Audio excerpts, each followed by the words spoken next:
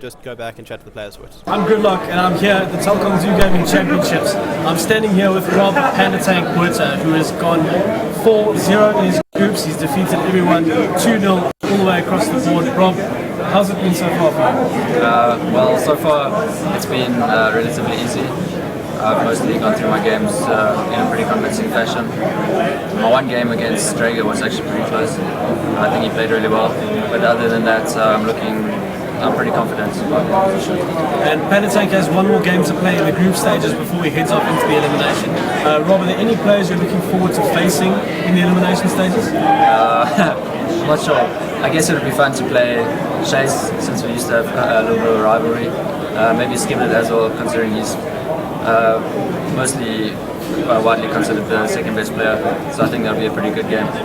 Rob, I need to ask you, how much preparation does it take for a Starcraft player to, come and compete at this sort of level?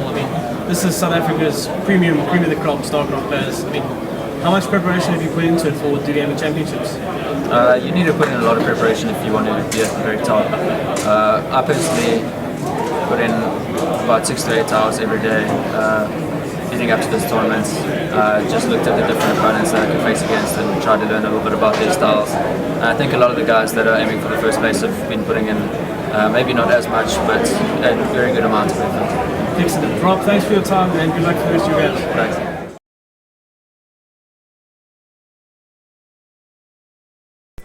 Okay, so that was an interview with Pandatank from, I think, Pandatank, and as you can see they're making some wisecracks, so let's get this going. It's going to be the finals of the Do Gaming League StarCraft 2 Championships. This is the end of a year-long event. It started in about March with the summer leg, went through to June, July with the winter leg, and has spanned 2 different games, Wings of Liberty and Heart of the Swarm, which if you've played either, you know it's not just me messing around when I say it's 2 different games. And we'll just have to see what happens here. It's going to be an exciting PvP finals. I shall do my best to bring all the action as it happens. Hopefully there's no Rush 15 agreements like the other matchups, specifically PvZ. And we'll just have to see what happens here. Now we're starting the game. We're getting into it. We've got Bravado's Skiblet versus Cooler Master Storm Pandatank.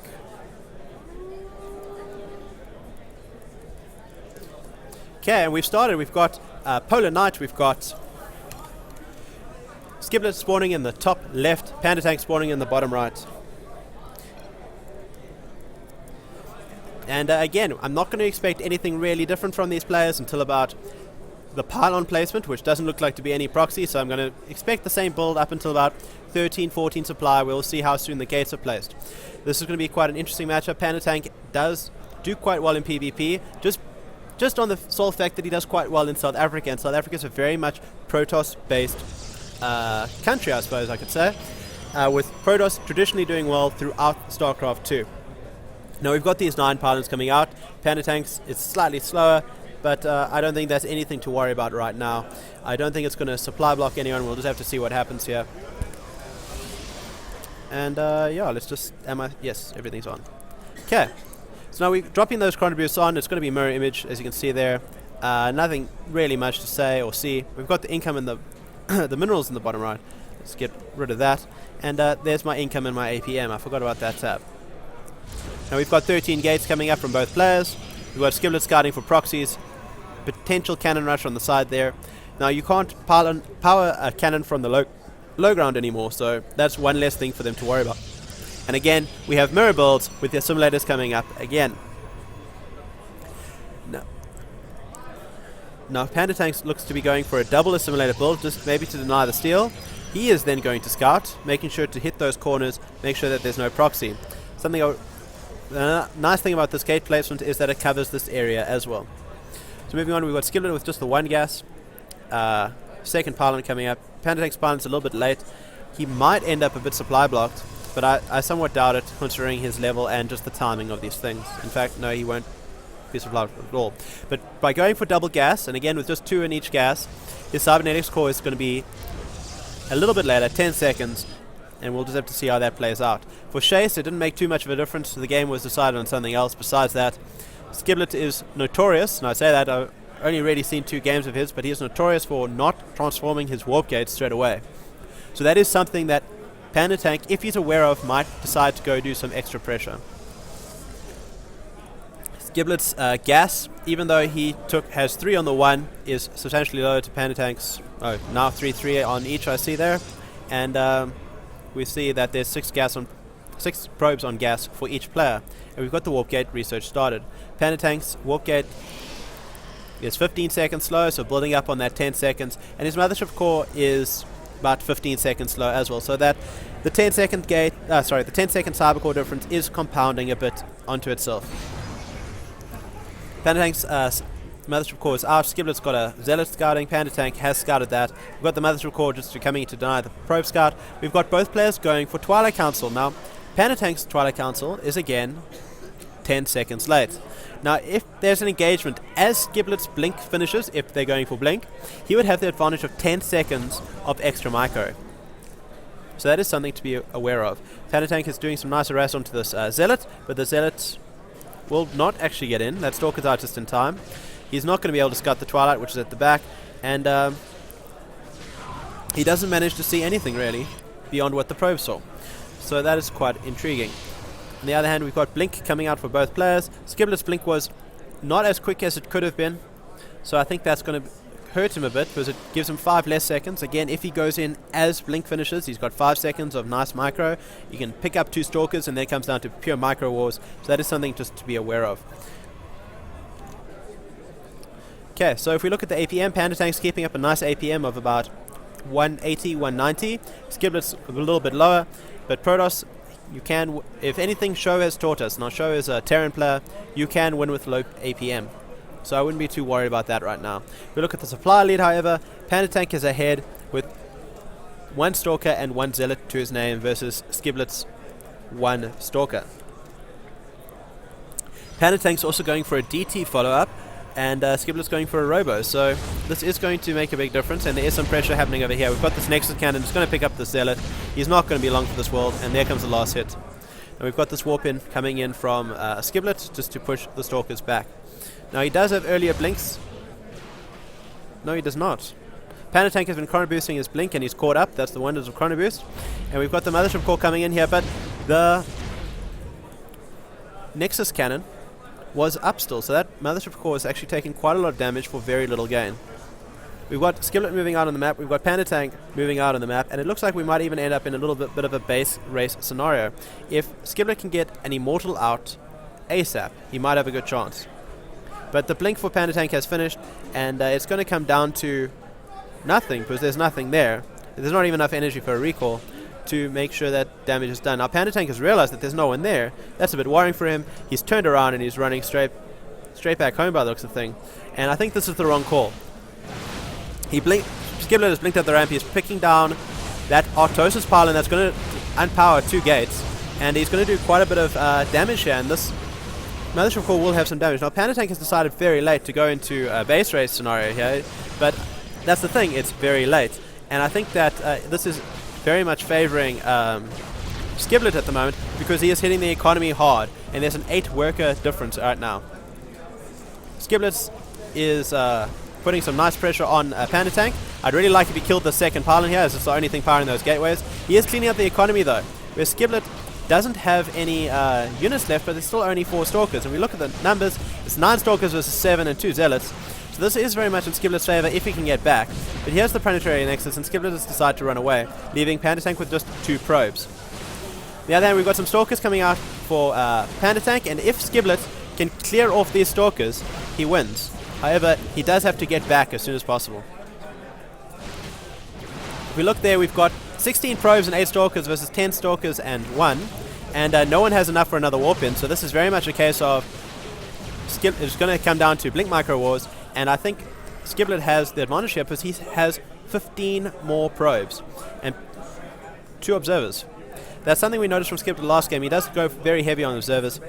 But if we look there, it's 8 Stalkers versus 9, and Skiblet does have the high ground advantage, but he almost lost some Stalkers there quite sillily. But he does have those probes, and he's pulling off some probes. He's going to have some reinforcements, fairly certain. He mustn't overextend those probes, because those are some fighting units for him. Now if we go back here, Pandatank has one probe somewhere on the map, coming back to mine like the boss he is. Pandatank is also building a probe right now as we speak, and this sentry managed to pick off nothing really. It was kind of an even trade. So yeah, there's not really much happening here besides Skiblet having better map awareness. I'd like to see some better blink micro from Skiblet, but this is very impressive from both players as it is. And he does not pick up that last Stalker, but we have a Zealot coming in that's not going to do anything, and it's donated for free, so that's quite sad for Skiblet. Skiblet, on the other hand, is about to warp in another Stalker, so that is quite useful for him, and I'm surprised he hasn't dropped it in straight away, but it's 7 Stalkers to 8 now, and if we look at the healths, they are pretty much all damaged. And as Pandatank is blinking these Stalkers out, he is actually increasing he's by having less Stalkers, he's doing less damage. You should rather blink them all back, in my opinion, just to try and do a bit more there. But Skiblet does have a strong economy. I don't know about having 4 on gas when he does have 115 banked.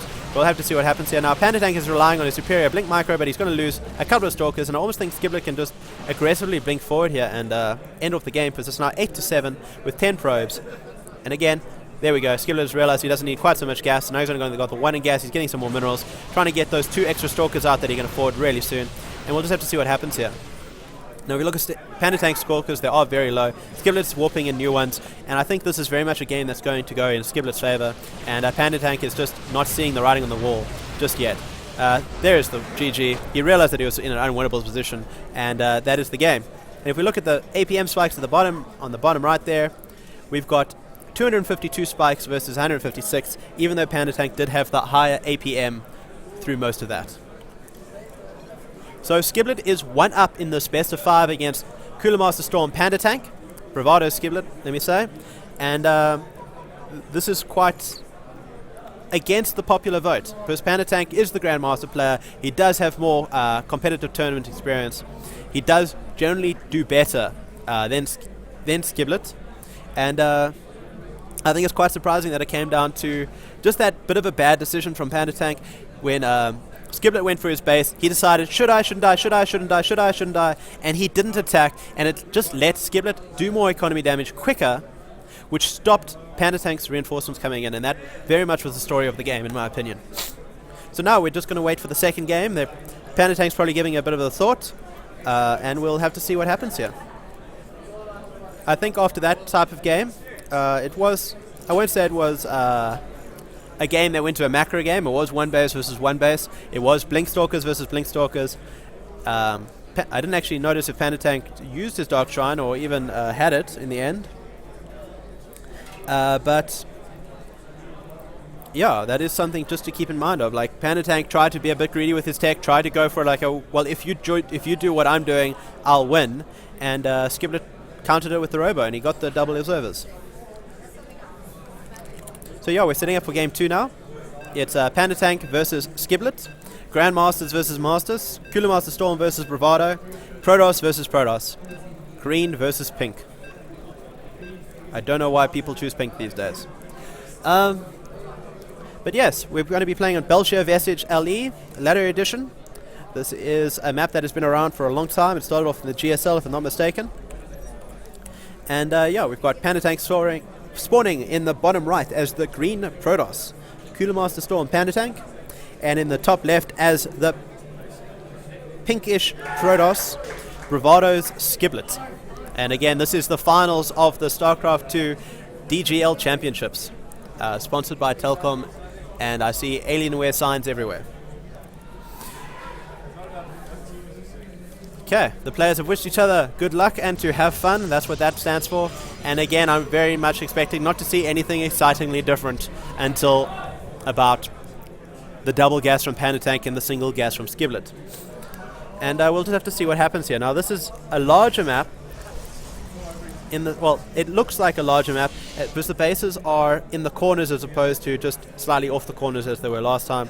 So even though the map is probably about the same size as they tend to be, that's kind of the situation. Now, if we look there, Pandatank seems a bit shaken, where before we had mirror images, even in the build times, he has a couple of seconds behind. So that's something just to keep going. Just to keep aware of, sorry. Fangirls trying to get my attention. So yeah, we've got the 13 gates coming up from both players. We've got the 14th probe. We've got the assimilator coming up for Pandatank. That is a bit earlier than his last game. Assimilator might be going for just a bit heavier 3 gas instead of trying to go for a double. And on the other hand, we've got Skiblet going for the double assimilator, trying to just stop that gas deny, which can be quite detrimental to a Protoss. Just to throw it out there, if you deny the gas, just because there's so much stuff happening, if you deny the gas in a PvP, what happens is that you can't tech as quickly as your opponent. So what one Protoss Korean professional does is he will go and force the gas steal, maybe even make sure he gets 1%, where he knows that his 3-stalker rush is at most the best that the other guy could have, and if he does have that, he probably doesn't have a mothership core. So he can go and be aggressive with those and try and just gain some map presence. Skiblet, on the other hand, is a little bit late on that pylon, hitting a bit of a supply block, and you can see there, just hurting him a bit in the supply lead, where Pandatank was able to sneak out a probe or 2 more, while both players were going for a Zealot. Skiblet's cybernetics core is again about 10 seconds faster, and but Pandatank does have a bit of a strong economy with just that 1. Now again, looking at this, we don't have enough energy on the Nexus there for a 4-gate, and likewise there. Pandatank, in fact, has been using it primarily, by the looks of things, on probes, because his same energy, no CB there. So there's going to be a bit of a difference there. We can see that it's already 20 seconds difference. 20 seconds, beg my pardon. And we've got Pandatank going into Twilight Council again. Now with the Mothership Core and the Zealot Scout, he can just go, I don't want you in my base. And by the looks of things, Skiblet hasn't scouted and Pandatank has. So even though Pandatank had a bit of an economy lead, Skiblet's made up for it by not scouting. So he must feel that he really knows his opponent. Pandatank's Twilight Council is 12 seconds faster than Skiblet, and again, it shouldn't make too much of a difference unless there's an engagement as the tech finishes. On the other hand, Skiblet is definitely going to go for that suicide Zealot Scout. No, he's not. He's pulling him back. And Pandatank is doing some aggressive posturing on the map. I love that term. And we'll just have to see what happens there. Pandatank's going into a Dark Shrine. Now, last game, Skiblet got a robotics facility. This game, Skiblet's going for an expand.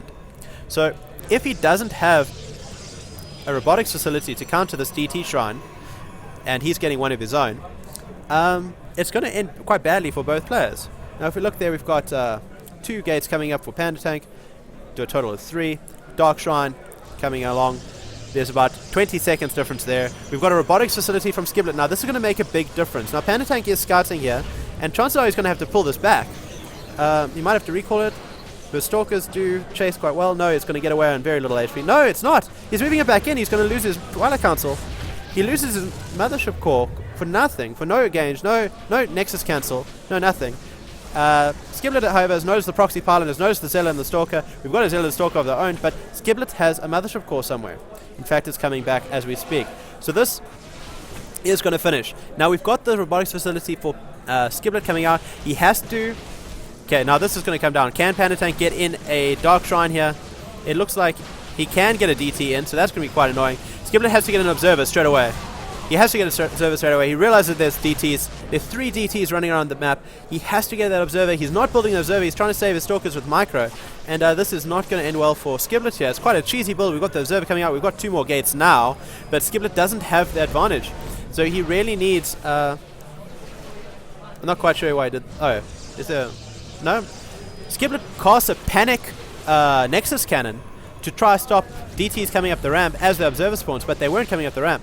So this Observer is not going to be able to do much, but now Pandatank realizes that there's an Observer, but it's still 3 DTs and 3 Stalkers versus 2 Stalkers and a Mothership Core with no energy. So this is not looking good for Skiblet right now. This advantage in workers is Pandatank's, the advantage in army supply is Pandatank's, and the advantage in APM is Pandatank's. So, yeah, there's not much really going on. Pandatank, however, is expanding, so he's not turning this into an all-in. He was just doing some aggressive posturing. And we've got DTs of Skiblets coming in, and they're in the mineral line. So, that whole worker trade is now very much in Skiblet's favor, where we are chrono boosting out nothing no observer has been started yet. That's a very big mistake for Pandatank, and it's probably going to cost him this game, even with the double Nexus. You look there, he didn't realize that it hadn't started yet. He was wondering where his observer was. He knew he'd popped the chrono boost, but it hadn't started yet, and it was supposed to be out in 20 seconds, and instead it's out in 50 because of that massive delay. Skiblet's in fact saving a second DT. He's going to go and harass these probe lines, and yes, he does micro that well. And Pandatank again is down to 6 probes to Skiblet's 24.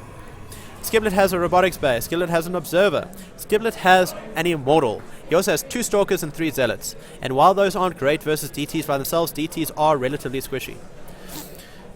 Now if we look there, Pandatank has found the proxy pylon. And I almost think Pandatank is suffering a bit from just overconfidence. He thought, I'm Grandmasters, I don't need to worry about these things, and he's cutting some corners. He's playing as greedy as a professional does, I suppose, in that he's looking for corners to cut and he's cutting corners. And I just think that he's cutting the wrong ones versus Skiblet. Both games have gone into Twilight Council. We've got Blink started. We've got another Immortal coming out with Skiblet knows that Pandatank is very far behind. He's lost 20 probes. 20 probes when you're running around on one base is a substantial amount. He's even had to cancel this Nexus just to get some more minerals to get more probes. He wasn't worried about trying to get more workers out quicker. He was worried about having minerals to actually do that. So that is something very telling, and Pandatank is in a lot of trouble. If we go back to units, we've got an Archon because he realized that those DTs, while they do terrible, terrible damage, to quote David Browder, sorry, Michael Browder, someone Browder, David Kim is the other one, they aren't the liveliest of things. And if you look there, it's got quite a bit less than all these other units except for the Sentry. So now we've got Skiblet with some aggressive posturing. He's got over double the army supply of Pandatank. He's pretty much looking to hit that nail in the coffin. Pandatank is getting his Mothership Core, which means it will not have energy for this fight. He does not have any sentries. He is looking like he's about to take a lot of damage on his Archon. There is no proxy pylon for Pandatank, so there's no counter pressure he can do. There is no observer waiting with a Nexus cannon in Skiblet's mineral line, and this is looking very much like Pandatank is about to roll over and die. There is no sentry. There is no Guardian Shield. It's Blink versus no Blink. It's 2 Immortals versus none, and it's the Zealots can do quite a bit of damage. Now, Skiblet is doing quite well there. He knows he's got the advantage. He knows an Immortal can give him a bad day, so he takes out the Immortal quickly. And now he's just using some Blink Micro. We look there, 180 APM, just to clean up Pandatank's army and seal up the game. Now this pylon wall was quite... Let's talk about this, but this is probably more exciting of the game, moment of the game. This pylon wall looks a bit strange, but it was put there to stop the DTs from denying the Robo. Then he chrono boosted out, no observer. He chrono boosted out, no observer. Now I'm not sure why Skiblet has started to pull back. He's still got a massive probe advantage because all Pandatank has been doing is pumping out probes. He has no proxy pylon, he has no aggressive tendencies, and he's going to try his best with a lone DT to run into a mineral line, probably of this natural. In fact, let's see where he's going. No, can't see. Probably of this natural, which doesn't exist. And that should give him some hope that the natural is so late. But it doesn't mean much in the big scheme of things. There is an observer waiting. There is an observer with this army. In fact, the observer might have been taken out. That might have been why he was waiting. I might have missed that. Because without an observer, you can't attack into DTs. Nope. But yes, this is the sentry now, just to block off that ramp. And we've got the DT coming in. And no Nexus cannon, so it's picking up quite a bit of kills. It's putting the... That seems a bit excessive. It's putting the probe back into order, but Skiblet has had more probes for longer. So that is something he always has to be aware of. Skiblet has more observers, he has more stalkers, he has more immortals. No one cares about zealots, so he doesn't have more of those. He has the same number of sentries, and when this Nexus cannon goes down, he'll have more army in Pandatank's base. And it's looking very much like this is the swan song of the game. We have an immortal out for Pandatank, but it doesn't matter, even against pure stalker, that immortal can't do enough. And Pandatank Skiblet just attacked, moved into there, and didn't even worry that he was focusing the planetary nexus, as it has sometimes been called. So yes, it is now 2-0 to Skiblet. A Masters Protoss, Bravado Skiblet, doing quite the upset, managing to take 2 games off of Pandatank. the clear favorite, in fact. Pandatank is so far the clear favorite. No one would have expected him to do anything. There was some brainstorming of the three Protosses, the three other P, as I'll call them, in the semis, of going like, well, how do we beat him? What do we need to do to beat Pandatank? And I was in that meeting, I was kind of sitting nearby at the time, and the answer was kind of like a, maybe break his wrist. So, while that doesn't sound the most pleasant of things, that was the only way they could come up with to beat this guy. And all three of them. But Skiblet is somehow held out in the group. He didn't share it with Static, and he seems to be taking it to match point. So that is where we're currently sitting. It is 2-0 to bvd'Skiblet over SC2 the sole Grandmaster, as far as I'm aware, in South African Starcraft. And possibly the most successful South African Starcraft player, just with tournaments gone to and notable players beaten. He did have a show match against Nightend at the start of HOTS, which I think he sadly lost. Otherwise, he has been doing quite well in attempting to qualify for the WCS Europe. But yes, now we're coming into the last game, and I'm going to be very interested to see if they go for the same build again. We had Skiblet and Pandatank both going for that Twilight Council into the game, into some form of Twilight tech, and we'll just have to see what happens there, and I'll be right back.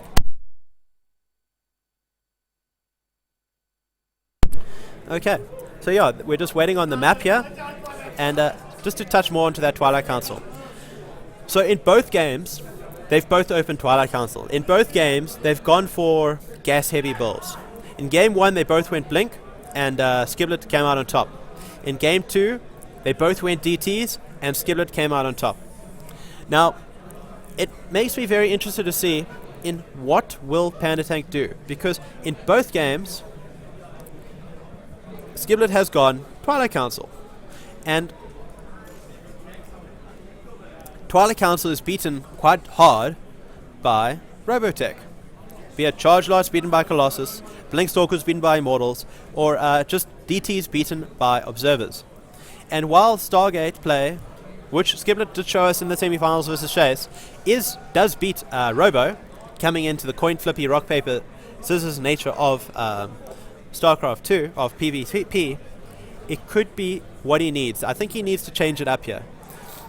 He doesn't seem as crisp as he could be. He seems like he's trying to cut some corners like he's playing against some of the professional players, because they cut corners. But Skiblet is just playing a safe style, and safe seems to be winning the match here. Skiblet is making sure that he has a Robo up in case they're DTs. He's making sure that he has a Twilight up in case they're Stargate play, because Twilight beats Stargate play. He's making sure that he does have some aggression on the map.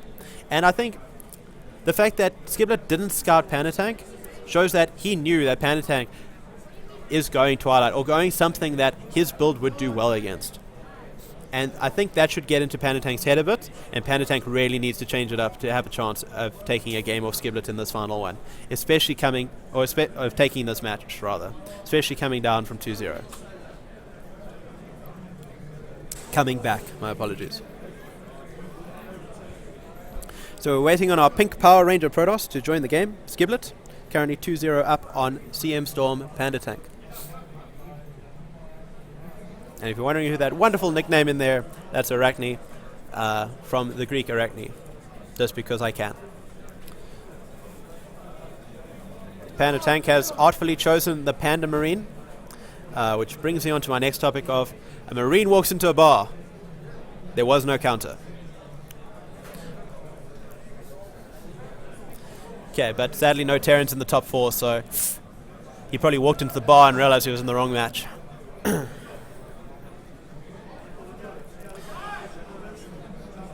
So yeah, we've got Skiblet apparently joining. Here we go, joining as the random blue player. No, sorry, the pink Power Ranger Protoss. Yes, I have something against pink players.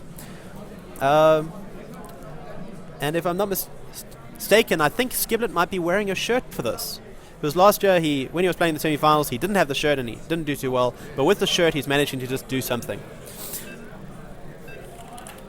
And we're off. We've got Pandatank versus Skiblet, green versus pink, gold versus teal, Grandmasters versus Masters. And against all odds, the Grandmasters player is losing on this final map of Acheron Wastes. And again, we've got in our top left corner, I say again, it's actually the first time this match. Top left corner, we've got Cooler Master Storm Pandatank spawning as the green Protoss, and in the bottom right, for the first time again, we've got Pink Power Ranger bvd'Skiblet. Now, again, Pandatank really needs to change this up. He seems to be just not quite on his game. His builds aren't as crisp as Skiblet's. His decision making isn't as crisp as Skiblet's, and this is costing him in the game. And we're going to expect to see a very mirror build with pylons in base. No surprises here. It'll be 13 gate, double gas, so I can talk a bit more about what Pandatank should do here. So yes, he needs to surprise Skiblet. Skiblet was so comfortable last game, he didn't scout, and he countered Pandatank's build almost perfectly. His observer was a little bit late, his robo was a little bit late for the build he was doing, but his DTs did damage and Pandatank's did not. In game 1, his blink did damage, Pandatank's did not. Skiblet's blinks killed all the probes and then got back to his base to defend. Pandatank stood outside Skiblet's base going, well gee, I wonder what I should do with my units knowing that his army is in mine. So we've got some other games going on in the background. It's quite a big event. I think that might be Call of Duty or something going on the screen way to my right, which just shows some excitement there. So we've got our gas coming out. And Skiblet seems to be going for a later double gas. And we'll just have to see there. Does he place the second one? Yes, he does. He's going for that later double gas with 2 probes on each. It's a nice way just to getting a little bit more. And Pandatank seems to be doing the same. However, Pandatank, I think, is going for a more heavy tech build just on how he did this. He placed the normal assimilator and then he placed the second one after that, where Skiblet went for a more smooth double. So I'd be very surprised if we don't see 3 and 3 straight away. Especially since, for the first time this match, Pandatank has 3 on gas himself. Nope, he's going for 4. No, he's going for 5. So he is... What is he doing? He's going for 5 in gas, so that is a little bit more. Where Skiblet's going for is 4. So Pandatank is going to get a little bit more gas income. He's probably going for a tech-heavy build. I'd really like to see a Stargate play from him, just to change it up. Even if Skiblet goes blink again, I just want to see Pandatank do something different, because I think what he is doing and has been doing isn't cutting it. So we've got Pandatank here. Pandatank skipping the Zealot. It hasn't done much for him really. It hasn't really stopped the Scout. The Stalker's good enough. Skiblet's going for his little scouting Zealot, and we'll have to see what happens from there. The Cybernetics cores are finishing up, and we'll see what tech these players go into now. And if we look at the incomes, we've got Pandatank with just a little bit more gas income. A little bit more gas banked. Let's go with that, because they both now got 6 on. And if we look at the probe count, more probes as well, just by cutting that Zealot, putting that 100 minerals into probes, so that is a good thing in his favor. Pandatank's Mothership core is a little bit late, because he's going for a Sentry. Now this is the first time that he's gone for a Sentry. That's probably why he didn't go for a Zealot, because he can block off the Scout with just that. Sorry. For a Zealot, sorry, not for a Scout, for a Zealot. Pandatank is running past the probe to push it back with the nice little micro there, and that probe does die. We've got 2 gates coming from Pandatank. Looks to be going into a Sentry 2-Stalker type of build, reminiscent of the 3-Stalker rush. And Skiblet, just in case pressure comes, is going for 2-gate Stargate. So Skiblet is going for the Stargate, Pandatank is going for a pylon, and I don't... Well, again, no Twilight, so that is a good thing, but now it's really a time when he wants a Twilight, so I think Skiblet's realized, well, you went Twilight for the last 2 times, and I went Twilight for the last 2 times, so if you go Robo, I win. And if you go Stargate and I go Twilight, I win. So he's doing a bit of mind games, getting in there, messing with Pandatank a bit. And if one thing that could be possibly wrong with Pandatank as a player is that he just doesn't seem to convert these finals. Now Skiblet does have this pressure coming up.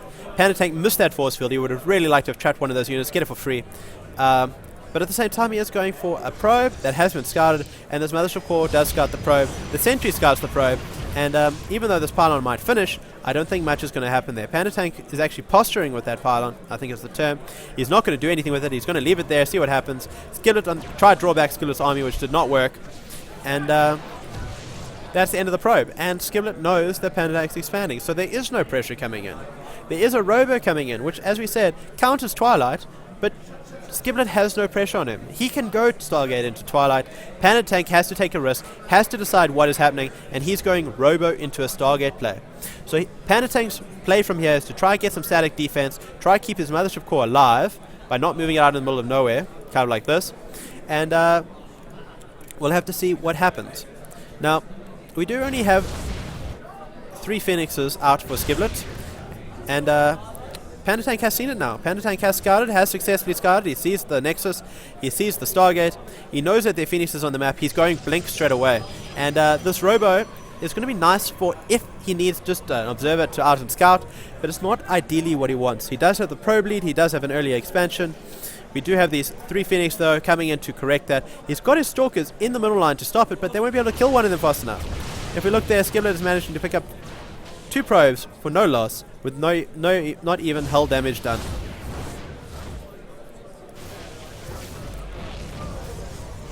I'm not quite sure what happened there, but this unit's lost. There is a... Let's wait, I want to find out. It is Shift L, there we go. And we look there, he donated a Stalker for free, but he is losing a lot of probes there coming in. It's not ideal, and again, Skiblet gets out with no real damage done. This one's lost some health, but it's nothing too serious. So now we do have this Twilight coming out, we do have the Blink coming out, we do have another gate or 2 coming out, and this is very much Skiblet's game. He does have the same number of probes, he has the same income. We've got the Lost Army tab down in the bottom right. We'll have to see what happens here. Now if Pandatank loses this, he's out. If Pandatank wins this, he has another 2 to win. Skiblet needs to win 1 to win. Now, with all this tech invested, we've got 100 gas there, that's 2 Stalkers. We've got 100 gas there, that's 2 Stalkers, and we've got Blink, that's 3 Stalkers. Skiblet sees the Twilight Candle, goes, okay, well, I'm going to go Phoenix Immortal. And good luck to you, sir. Now, this is the static defense I was talking about. He's getting a Forge. He might get +1, but more likely than not, he's going to drop a couple of cannons, rather. He is dropping a pylon on the top right here. He did lose this one here, thankfully, otherwise Skiblet might have had a bad hair day. And we'll have to see what happens here. We've got 5 Phoenixes out for Skiblet right now. And he is picking up Observers. Quite a nice pick off from Skiblet. Now, Skiblet is going every tech under the sun, much like Game 1. Sorry, not Game 1.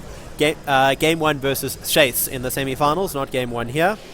And we'll have to see what happens. We've got 4 gates and Blink almost finished versus 5 Phoenixes. But we've got 7 Stalkers split between the 2 bases, 3 and 4.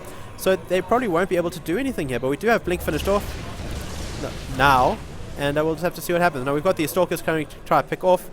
Might be able to do some damage. But all fairness, with this number of Stalkers, he might be able to just... Phoenixes, he might be able to pick up 1 before getting out. Now Skiblet does not lose a Phoenix. He realizes that his opponent has Blink. He realizes that his opponent is investing another 300 minerals in static defense. So even though Pandatank's Nexus was up first, he's probably behind in total mind, just from having to waste that money somewhere else. Now if Pandatank is not careful, he's going to lose these sentries, and in fact he will. Here comes the sentries. Pandatank's not attacking, and this is the sloppy micro, or like the edge, that Pandatank just doesn't seem to have here. He sees the Phoenixes fly over, he attacks with the sentries. He should have rather blinked back the Stalkers and attacked there.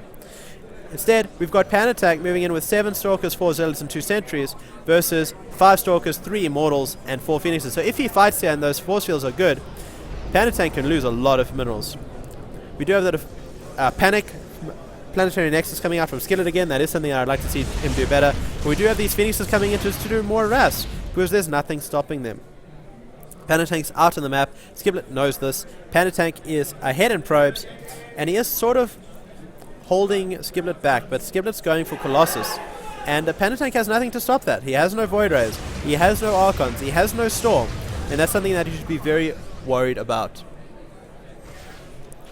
Now we've got these Stalkers, these Phoenixes continue doing harass, and let's have a look here. We've got 3 kills on one, 3 kills on another, 3 kills on the other one, and 1 kill on that last one. That's probably the one that got the sentry just to make him feel special. So these 3 Phoenixes have each killed 150 minerals of probes, or total resources. And Pandatank just doesn't seem to be doing much with it. He's got the upgrade, so that is something in his favor. But his army size is not the same, which is a big problem. Skiblet's coming in and he's doing quite a bit of damage here. And again, just picking off more probes. Pandatank has more probes, but Pandatank needs to have more probes because he's throwing more into them. He's having to build more probes. We look at the units lost, 19 probes to 1. Pandatank's actually taking an earlier third. He is doing some blink harass in the main base, unpowering some important things. But with all these blink stalkers here, I wouldn't be surprised. Okay, Pandatank sees that Skiblet wants to expand. But with all these blink stalkers here, I wouldn't be surprised if the Phoenixes come in again, and there you see them running away. He might be able to pick up some Stalkers on the way out, and that will hurt Pandatank. There will be more units that he won't be able to use. And you can see Pandatank's just abandoning these, trying to pick off some Stalkers, but Skiblet has Blink Stalkers of his own, and this is a big difference now. It's now 10 Stalkers to 9, but there are only 5 out for Pandatank. We've got 1 Immortal for Pandatank, or 2 rather, it's just up there, versus 3. We've got 2 Colossus, and 2 Colossus with range, versus none. We've got Charge coming out.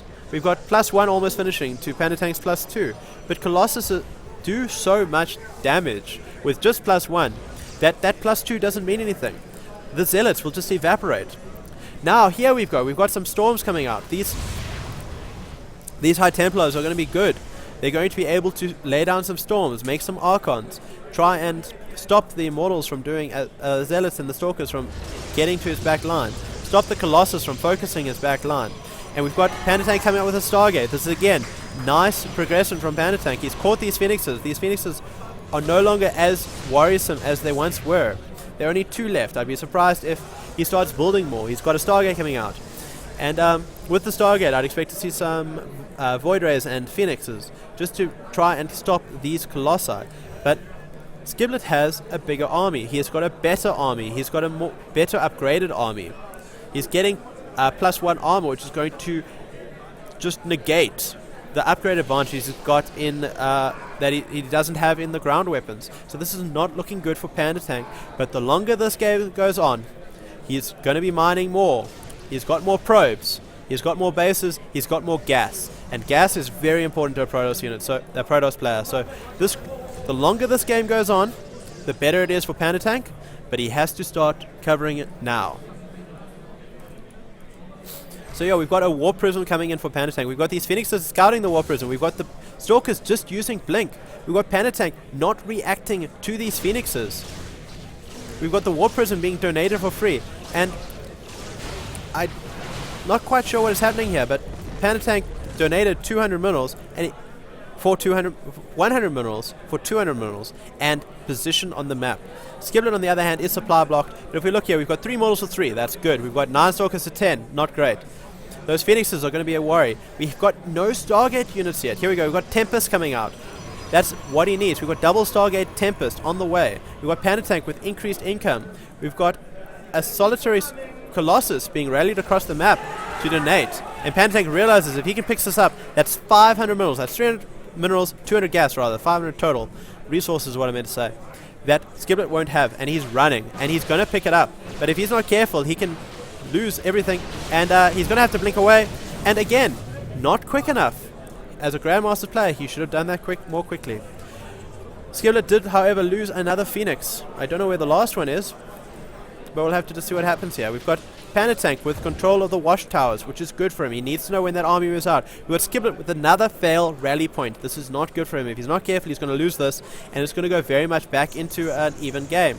We've got more gates coming out. We've got a stronger economy for Pandatank, and as this game goes on, I want to be seeing some extra upgrades for Pandatank. There it is. +1 armor. That's going to pull it back into equal game. Skiblet does not have that +2. He doesn't realize Pandatank's going Tempest, which demolish Colossus, and it demolishes Archon because it gets that plus damage bonus to Massive. And here we go. We've got versus Massive, 80 damage. That means that each Colossus, when I find it, will survive 5 hits. That is not a lot of damage. And that's only if they're being attacked by Tempest. And when you have 4 Tempests and a Zealot attacking a Colossus, they'll probably go down in a couple of seconds. Now we do have Pandatank. He's pulling himself together. He's going for the macro game. He's going for some harass. Try and pull back that massive probe difference. 16 difference in probes, won or lost. We've got Skiblet scouting this. Skiblet with very good drop defense here. He realizes Pandatank could try something like this. And now we should see that one Phoenix. Do we still have a Phoenix on the stage? We do have a Phoenix on the stage. I don't know where it went. But I would really like to see that one Phoenix come in and just pick up that Prism. In fact, here it comes now. And this Prism is not going to live. And Pandatank is again donating free minerals, which I think is a bit of a mistake. He had the advantage. I don't think he should have done that. Skiblet has scouted the Tempest, and now Skiblet knows he needs something to deal with that. What that may be, I'm not sure, because the armies are pretty much done now. Right now, it's 200 pop versus 193. Skiblet will have the bigger army at max. He has the bigger army now. Pandatank has the better upgraded army. We have Skiblet going for the final round of upgrades. And here we have the engagement going down. We have got the time warps from the Mothership cores trying to slow down everyone, try to slow down those charge lots.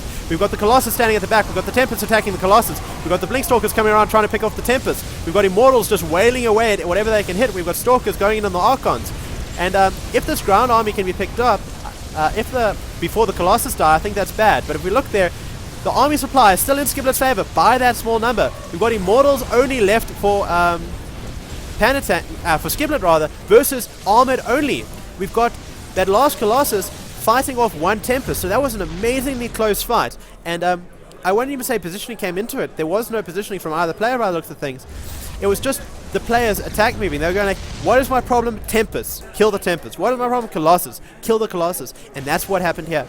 Now Pandatank has gone back to a little bit of a DT. It's a nice little sneaky tactic, especially on 2-3 bases if you haven't shown any yet. Pandatank has got his 4th mining up during that. Skiblet just lost his. And he lost, it wasn't cancelled, you saw the debris.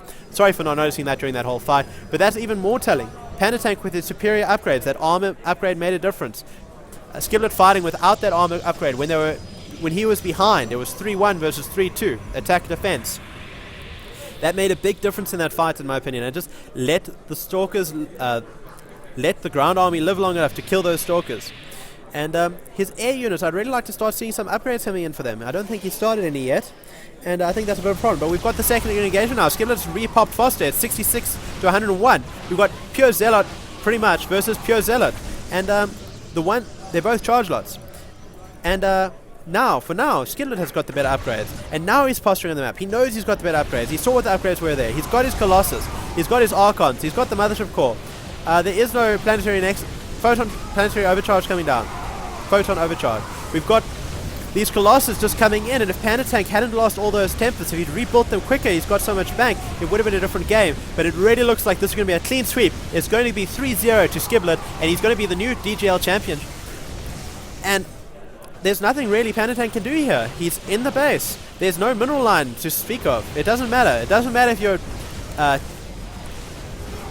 Terran, Zerg, whatever. If you've got this much army in the opponent's base, you win. We have last-ditch DTs.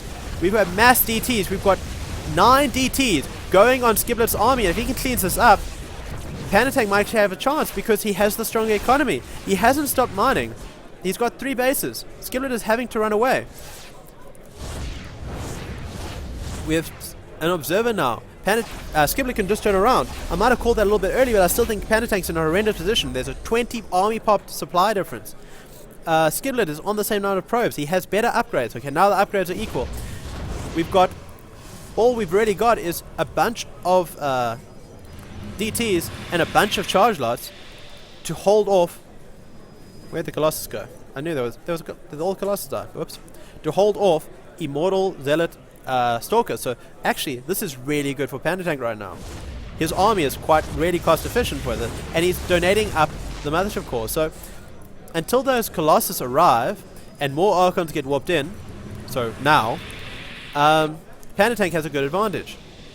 But as soon as those Archons are finished, these Zealots are going to melt, because Archons do almost 50 damage to them. So that's 3 and a bit shots, because it's splash. It's probably going to be 3 shots from one of them and a little bit of splash from his friend, and all these Zealots are going to die. There's not much to be said there. They're going to return to Ire. They're going to try to come back as a Dragoon. Sadly, Dragoon didn't make it through to Heart of the Swarm, let alone Wings of Liberty. So they don't have much hope left. And with Ire gone, I don't think they're going to do much else. And we've got this Pandatank coming down. We've got all these Archons on the front line. And just watch here. These are Pandatank Zealots. They're just evaporating. We've got the Colossus in the back line. We've got these Archons. They're not being touched. We've got more Archons coming from Pandatank. But the supply is telling all the story we need. It's 133 versus 87.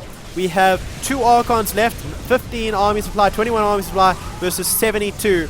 And that engagement, when Pandatank lost all the Tempests, apparently was all she wrote for this game, and the rest of it was just writing on the wall. I don't think I used that right, but whatever, I used it anyway. And that's GG. Skiblet has won this best of 5. It is 3-0 in his favor. Pandatank, the clear favorite. Everyone thought he was going to dominate. No one thought he would take a game off him.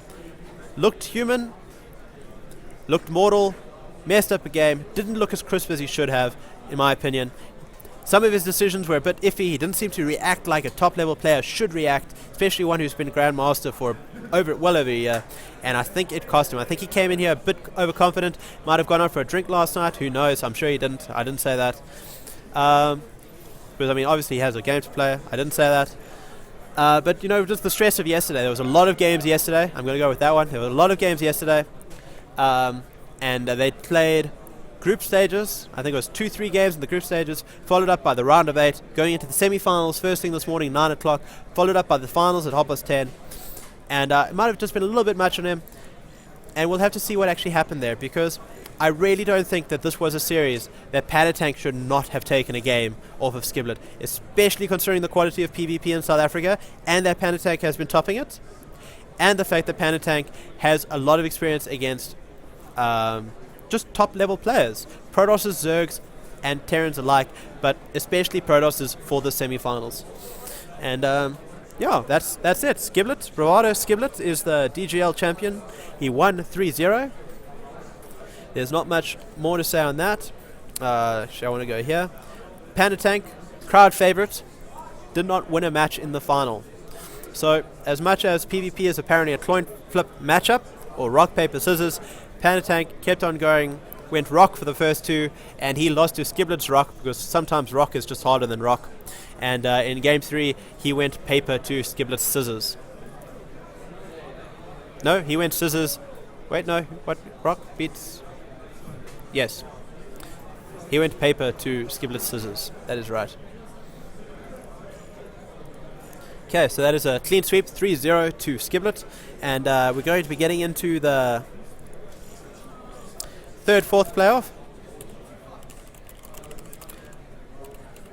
which is going to be Bravado Chase versus VNR Static. Hopefully they're not at the keyboard because they were listening to my awesome casting. Or I can hope. So we'll just have to see how it goes from here. So yeah, we've got Chase versus Static.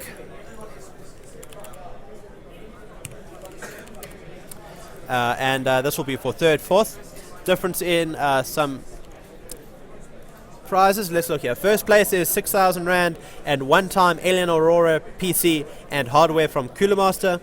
Second place was 4,000 and hardware from Cooler Master, so no PC for second place. Third and fourth, there's a 1,000 Rand difference and hardware from Cooler Master, 3,000, 2,000. And 5th to 8th, which was decided already last night, has just hardware from Cooler Master. And just to give everyone a bit of a shout out who played, Bravado Skiblet topped Group A yesterday with Deviation Gaming Hunda coming in second. Bit of a surprise there from what I understand. Group B was Pandatank followed by Drager, who apparently even took a game of Pandatank in a PvP. Top 2 in Group A were Protosses as far as I know. Hunda was a Protoss last time I saw him. Drager is a Protoss. Group C, we've got VNR Static, who is a Protoss, versus who came first, with DVG Enjoy coming second, who is a Zerg. He lost to Chase in the round of 8, the quarterfinals. We then have Ventus Intuition coming third there, with that being the smallest group with 2 forfeits from Otter King and Strom. And our only other forfeit was the Bachyadai, all from XDC, those 3. Maybe XDC had some ulterior motive or some form, but we'll just have to see. But then in Group D we had Bravado Chase topping the group with 3 wins and 1 loss, and we had Illidan Ra topping the group, also topping the group with 3 wins, 1 loss, and he actually came second probably because of the heads up or score difference. So I'm not quite sure what happened there, but Illidan Ra was a Zerg. What is funny about Group D, however, is that last year in the finals it was Chase versus Illidan Ra, and it was Chase versus Illidan Ra in the finals. It was a Protoss versus Zerg, and again for these championships it's a Protoss versus Zerg. And but the funny thing is that for the rest of the year, for pretty much the entire time between these 2 championships, Chase was Terran and Illidan Ra was Terran. So they did a audible race switch at the beginning of the month, and they started practicing the races they played last year. And in fact, this is what Chase did last year as well. Between 2011 and 2012, he played Terran a lot, and for the 2012 championships, he switched over to Protoss. So that was just yesterday's results, and this is just while I'm waiting for the third, fourth.